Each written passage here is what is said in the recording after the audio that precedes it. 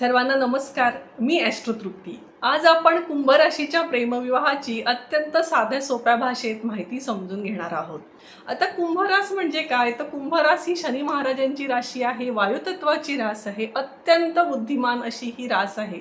कोणताही निर्णय घेताना हे कुंभ राशीचे लोक सखोल विचार करतात, शांतपणे विचार करतात आणि मगच निर्णय घेतात.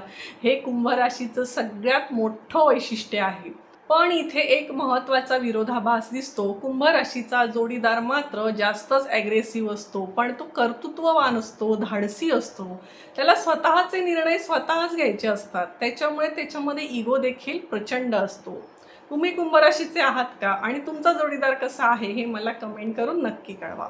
म्हणूनच तुमचा प्रेम विवाह असो किंवा आयोजित विवाह असो, जोडीदाराचा मूळ स्वभाव हा नक्की कायम राहतो आणि तुमच्या स्वभावावरच, तुमच्या आचरणावर तुम्ही कसे वागता याच्यावरच तुमचं संपूर्ण आयुष्य हे अवलंबून असतं.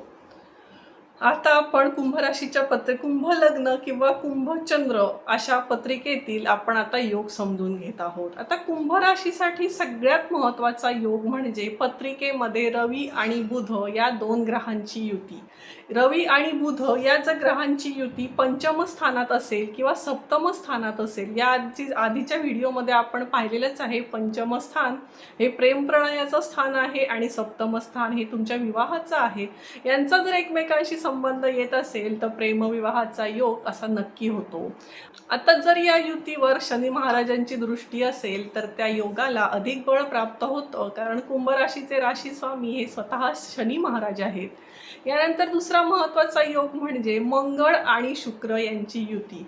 ही युती पत्रिकेच्या कोणत्याही स्थानात असेल तरी सुद्धा प्रेमविवाह हा तुमचा होतोच. हीच जर युती षष्ठ किंवा अष्टम स्थानात असेल तर मात्र तुमच्या प्रेमामध्ये किंवा विवाहानंतर संघर्ष, विवाहानंतरचे अनेक प्रश्न निर्माण होऊ शकतात. कारण नुसतं प्रेम झालं म्हणून नाही, तर तुमचा पूर्ण आयुष्याचा विचार आहे इथे. आता पुढचा विवाहाचा अत्यंत महत्त्वाचा योग म्हणजे सप्तमेश रवी पंचम स्थानात आणि पंचमेश बुध सप्तम स्थानात असणं होय. म्हणजे इथे हा योग म्हणजेच इथे परिवर्तन योग होतो आणि हा योग असेल तरी सुद्धा प्रेमविवाहाचे योग स्पष्ट तयार होतात.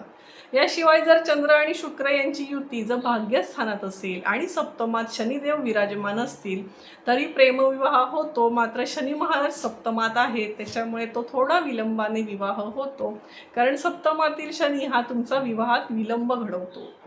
आता याशिवाय राशीत जर शनी महाराज आहेत आणि बुधाची युती आहे तरी सुद्धा प्रेमविवाहाचे योग होतात. यामुळे कमी वयात प्रेमविवाह होण्याची शक्यता जास्त असते.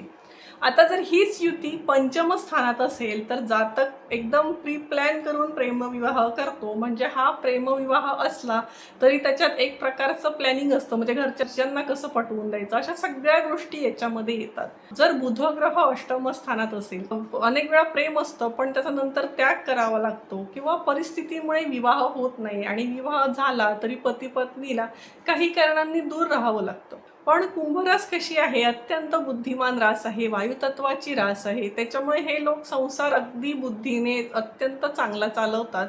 पण कधी कधी विचारांचा अडथळा येऊ शकतो. आता तृतीयेश मंगळ जर या योगांशी जोडला असेल तर प्रेमविवाहासाठी तुम्हाला धाडस मिळतं.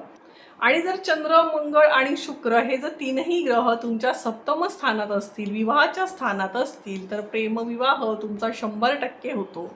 आणि तुमच्या राशीत रवी आहे, सप्तमात शनी आहे आणि सोबत बुध देखील आहे, तरी सुद्धा प्रेम होतं. मात्र इथे संघर्ष खूप असतो.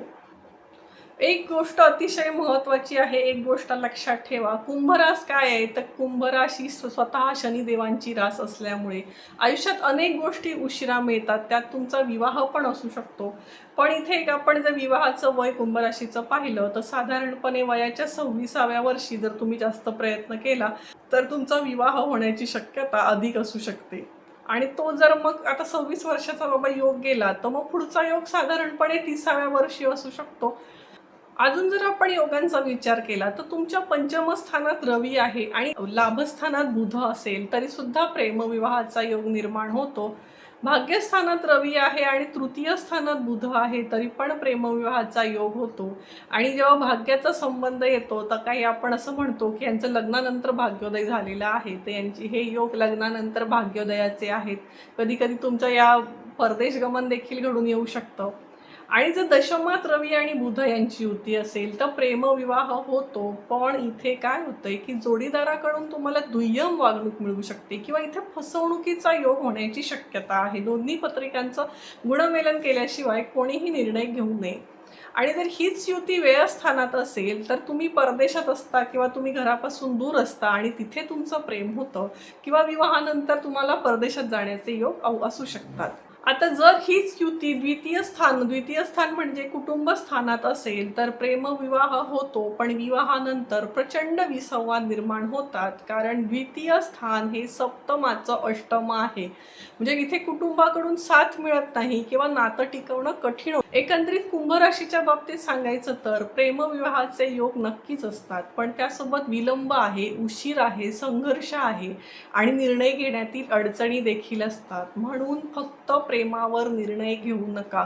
तुमची संपूर्ण पत्रिका समजून घ्या. तुमच्या आयुष्याचा हा मोठा निर्णय आहे आणि मगच निर्णय घ्या. कारण प्रेम ही अतिशय सुंदर भावना आहे, पण ती तात्कालिक भावना असते आणि विवाह काय आहे तर लॉंग टाईम चालणारी गोष्ट आहे. एक मोठी जबाबदारी आहे. दोन कुटुंब एकत्र येतात. त्याच्यामुळे दोन्ही कुटुंबाचा विचार करा, स्वतःचा विचार करा, होणाऱ्या त्रासांचा विचार करा आणि योग्य निर्णय घ्या, तर तुमचं आयुष्य नक्की चांगलं घडू शकतं.